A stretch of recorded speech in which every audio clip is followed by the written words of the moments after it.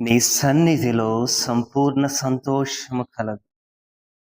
దేవుని సన్నిధి కేవలం ఒక స్థలం కాదు, అది అలసిన హృదయానికి విశ్రాంతి, విరిగిన మనసుకు స్వస్థత, భయపడే ఆత్మకు ధైర్యం.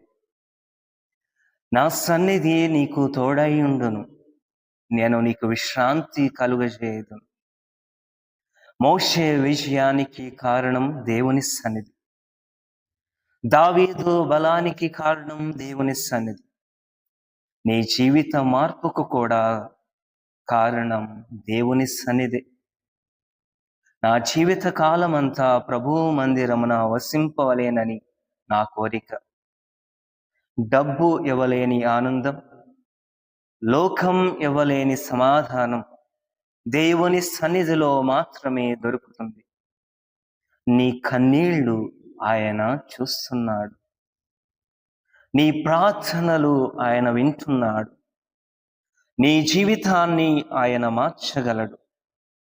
దేవుని దరికి చేరుకొనుడు, అప్పుడు ఆయన మీకు దగ్గరవాడగును.